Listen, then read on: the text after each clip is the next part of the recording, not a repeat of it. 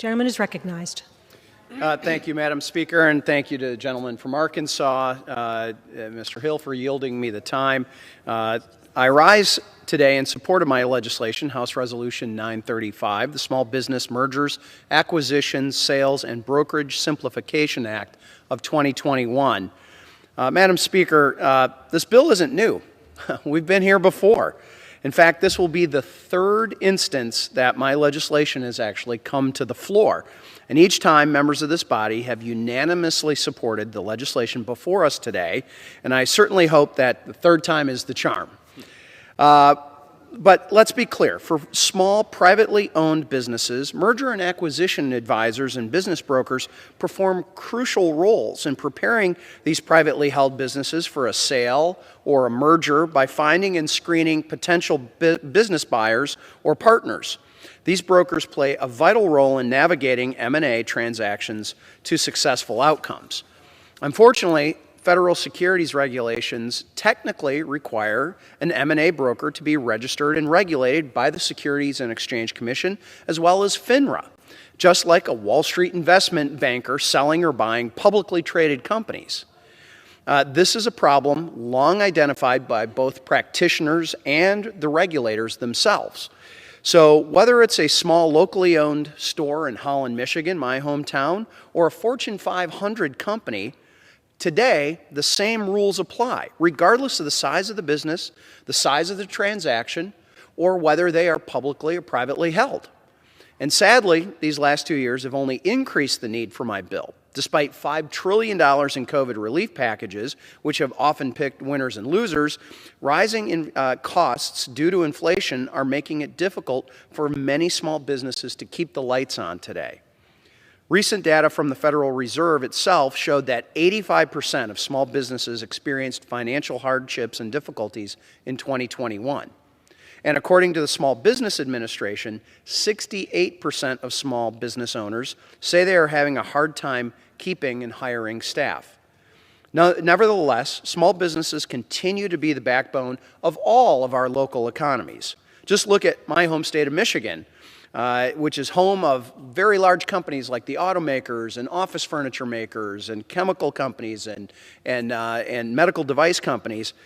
But it also is a place where 98% of businesses are small businesses. 98% of them, and they employ literally half of the Michigan workforce.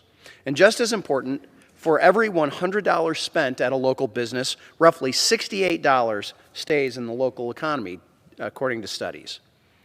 Small businesses need to grow and have to do a couple of different things to go be successful.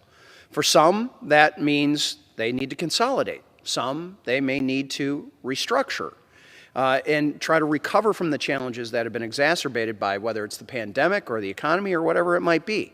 Sometimes it may be a family succession plan that is happening within those small businesses. These innovators, entrepreneurs, and risk takers are critical to our country's economic growth and prosperity. And so we need to level the playing field that gives an unfair advantage to those Wall Street big guys.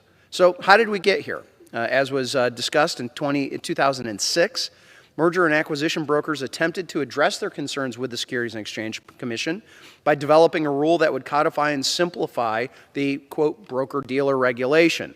Unfortunately, due to the fallout from the great financial crisis, the SEC could not make the time for this rulemaking and make it a priority, which sent groups then to Congress for a legislative fix. But along the way, this bill has enjoyed bipartisan and bicameral support. It passed the Committee on Financial Services not once, not twice, but now 4 times, including this last summer. And in 2014, the Chief Counsel of the Division of Trading of the Securities and Exchange Commission released the M&A broker no action letter, which concluded that the SEC staff would not recommend enforcement against an unregistered person who was engaged in facilitating a securities transaction solely related to the purchase or sale of a privately held company, regardless of the size of the company, provided certain enumerated conditions were met. Well, H.R. 935 is consistent with the no action letter, but will clarify and simplify the merger process for small businesses and M&A brokers. The bill codifies the extensive investor protections, which, while not affecting the SEC's jurisdiction over M&A brokers. However, a no-action letter is not legally binding. It cannot change securities laws. That's up to us, Congress. So we must pass my legislation to provide legal clarity once and for all. So, Madam Speaker, we've been on a journey for nearly 10 years. Would the gentleman have 30 more seconds, Madam Speaker? Gentleman is recognized. Thank you, Madam Speaker.